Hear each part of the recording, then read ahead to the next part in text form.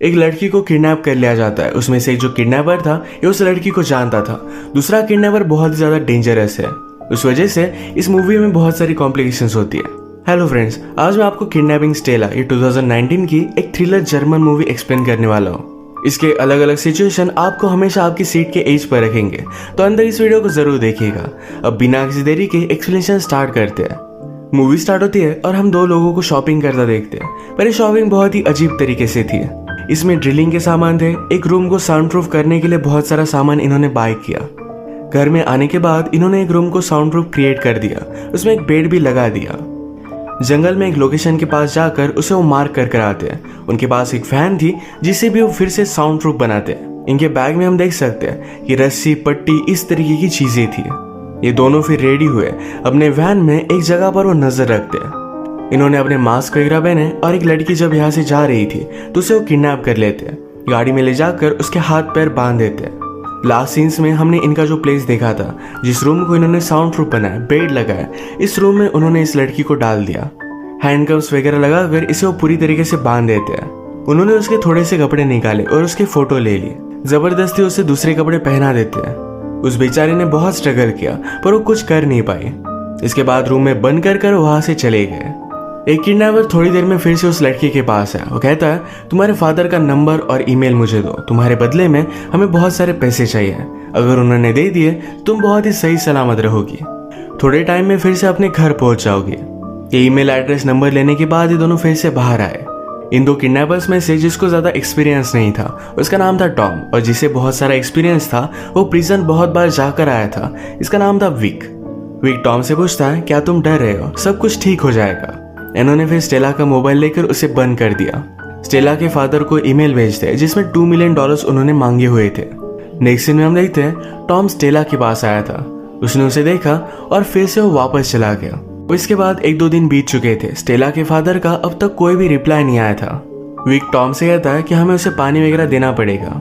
Wick उससे कहता है, अब हमें तुम्हें खिलाना पिलाना पड़ेगा, इस वजह से तुम्हारे माउथ से मैं क्लॉथ निकालने वाला हूँ। अगर तुम चिल्लाए तो तुम्हें बेहोश कर किसी अलग तरीके से हम जिंदा रखेंगे। वैसे भी तुम्हारी चीख किसी को भी सुनाई नहीं देगी। ये पूरा रूम साउंड प्रूफ है। स्टेला ने इसके लिए नॉड किया। जब उसके माउथ से पट्टी निकाली जाती है तो जोर से वो चिल्लाने लग गई थी। फिर से उसका मुंह वो बंद कर देता है। विक ने उसे समझा कि हम 2 ही लोग हैं जो तुम्हें हेल्प कर सकते हैं, इसलिए चिल्लाओ मत। फिर उसे पानी वगैरह पिलाता है। कहता है कि अगर तुम्हें टॉयलेट की जरूरत होगी तो 1 नंबर 2 नंबर इस तरीके से हाथ से हमें बोल देना। स्टेला को टॉयलेट करना था तो अपने फिंगर से उसे वो बता देती है। यही पर बेड पर उसे करना पड़ता है। बेचारी बहुत रो रही थी। ये सारी चीजें करने के बाद टॉम को हम जरा डिस्टर्ब देखते हैं। ये बात विक ने जान ली थी। पूछता है, तुम खाना क्यों नहीं खा रहे? टॉम ने कहा कि मेरा मूड नहीं है। विक कहता है, तुम्हें सही तरीके से अपना ख्याल रखना पड़ेगा, वरना हम प्लान को अंजाम नहीं दे पाएंगे।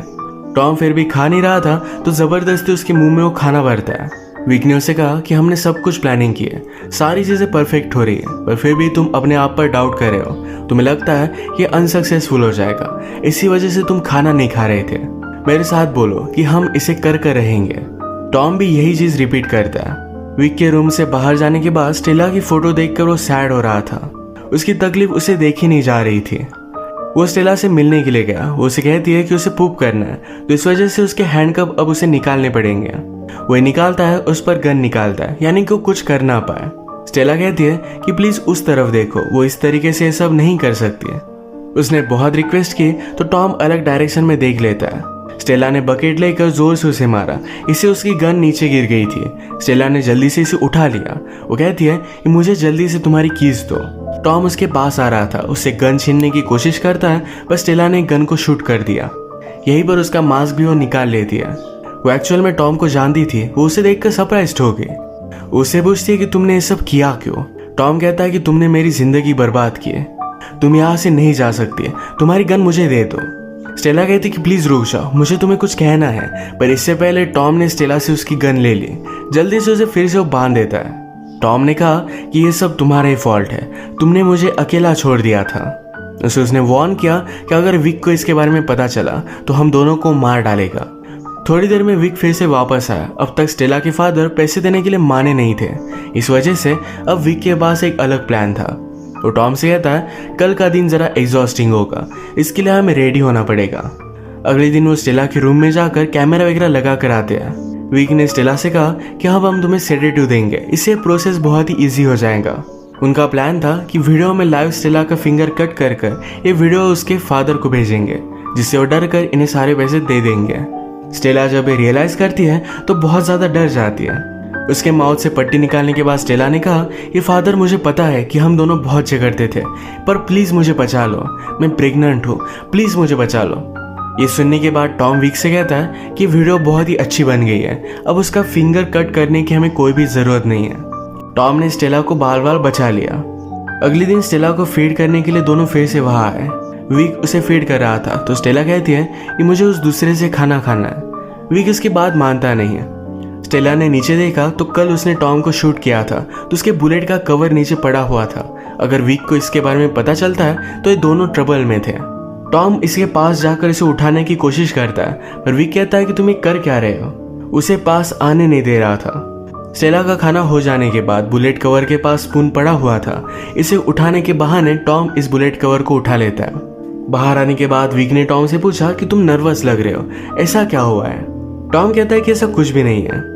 टॉम फिर जल्दी से टॉयलेट गया, बुलेट कवर को फ्लश करने की ट्राई करता है, पर ये फ्लश हो नहीं रहा था। उसे बहुत टाइम लग रहा था तो विक पूछता है कि हुआ क्या है। विक के प्रेशर में इस बुलेट कवर को निगल लेता है।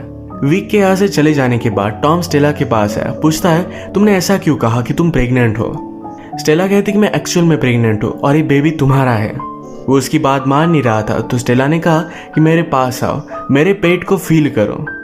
ये फील करके टॉम ने उसे पूछा कि तुमने मुझे इसके बारे में बताया क्यों नहीं। स्टेला कहती कि कभी भी तुम डिपेंडेबल नहीं थे, जब भी तुम्हारी जरूरत हो तो तुम भाग जाते थे। तुम्हारे जेल में जाने के बाद मुझे पता चला कि मैं प्रेग्नेंट हूँ। मुझे लगा कि इस बेबी को तुम्हारे साय से दूर रखना ही सही बात होगी। स्टेला पूछती कि तुमने मुझे ही क्यों चूज किया था। टॉम कहता है कि मैं और मेरा पार्टनर जेल में मिले थे, हमने वहीं पर किडनैपिंग की प्लानिंग की थी और मैंने ही तुम्हारा नाम सजेस्ट किया था। मैं तुम पर बहुत ज्यादा गुस्सा था, तुम जेल में मुझे एक बार भी मिलने के लिए नहीं आई, बिना कुछ बताए मेरे लाइफ से चली गई। अब मुझसे तुम झूठ भी कह रही हो। स्टेला कहती कि मेरे मोबाइल में देखो, उसमें रिपोर्ट है। टॉम जाकर स्टेला का मोबाइल ऑन करने वाला था, पर उसने रियलाइज किया कि अगर स्टेला का मोबाइल ऑन होता है तो पुलिस को इसकी लोकेशन पता चल जाएगी, तो उसने ऑफ कर दिया।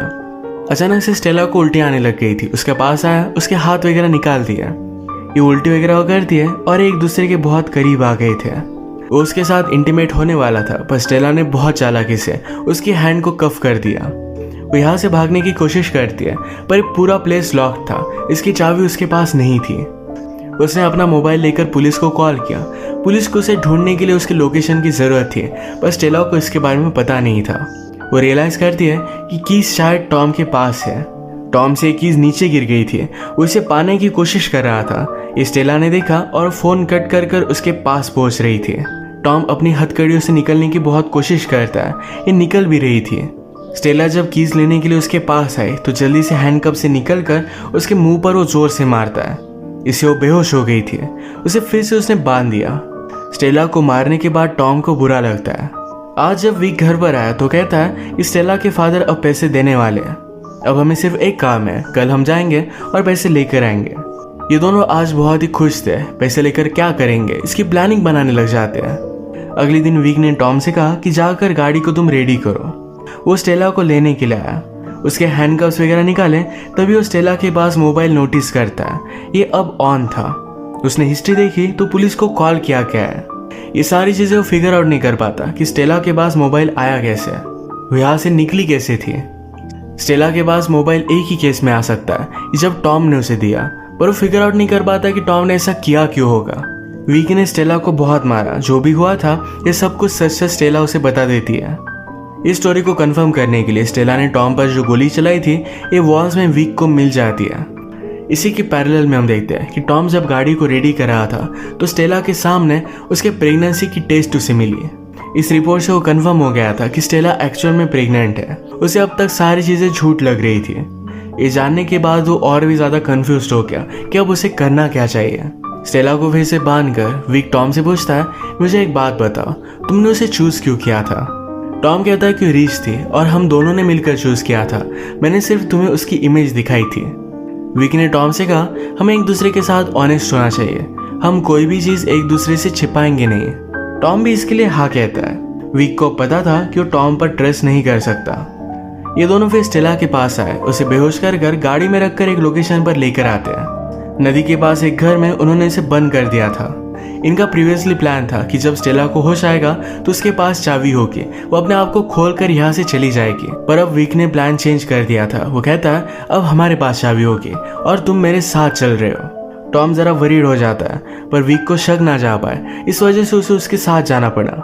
ये जब अपने तय किए हुए लोकेशन पर आए तो वहां पर कोई भी नहीं था। आसपास कहीं भी पैसे दिख नहीं रहे थे। टॉम ने कहा कि शायद हमें फ्रेम किया जा रहा है, पर विक कहता है कि ऐसा कुछ भी नहीं है, मैंने पहले ही लोकेशन चेंज कर दी थी।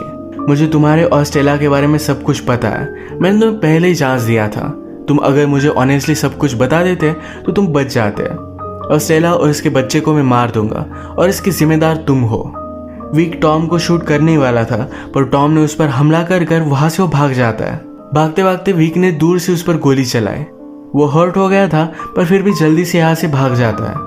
विक ने फिर जो अलग लोकेशन सिलेक्ट की थी वहां से पैसे वो लेकर आता है। उसका प्लान सक्सेसफुल हो चुका था। रात में वो स्टेला को मारने के लिए आया। उसे कहता है मैं तुम्हें एक मेडिसिन दूंगा जिससे तुम्हारी डेथ होगी पर तुम कुछ भी फील नहीं करोगी। उसे देने ही वाला था, पर पीछे से आकर टॉम ने उस पर हमला कर दिया। वो जख्मी था, पर स्टेला को बचाने के लिए यहाँ पर आ गया था। विक के पास गन थी तो फिर से वो सिचुएशन को कंट्रोल कर लेता है। टॉम को और एक गोली मारता है। वो टॉम से कहता है कि तुमने सारी चीजें बर्बाद कर दी। उसे फाइनल गोली वो मारने वाला था, तभी स्टेला ने उसके पैर पर मारकर उसे नीचे गिरा दिया। विक की गन टॉम ने उठा ली और उसे शूट कर मार देता है। टॉम इंजोर्ड था, इस वजह से बेहोश हो गया। स्टेला की कफ्स की कीज विक के पास थी। टॉम ने बहुत स्ट्रगल किया और फाइनली उसे वो दे देता है। स्टेला ने अपने आप को छुड़वा लिया, पर टॉम की अब डेथ हो चुकी थी। वो बाहर आई, गाड़ी में बैठी तो उसे सारे पैसे मिल जाते हैं। स्टेला की अपने फादर के साथ बनती नहीं थी। वो किडनैप हुई, पर फिर भी फादर उसे पैसे नहीं देने वाले थे। अब वो उनके पास वापस नहीं जा सकती है। ये पैसे लेकर वो एक न्यू स्टार्ट करती है। इसी के साथ इस मूवी का एंड हो जाता है। अगर आपको वीडियो अच्छा लगा तो प्लीज़ इसे लाइक कर दीजिएगा। बहुत सारी इस तरीके की मूवीज़ लेकर आते रहते हो, तो प्लीज़ इस चैनल को सब्सक्राइब कर दीजिए और बेल नोटिफिकेशन आइकॉन दबाना मत भूलिएगा। हम फिर से मिलेंगे और एक नई मूवी के साथ। तब तक के लिए थैंक यू और आप अपने आप का ख्याल रखिए।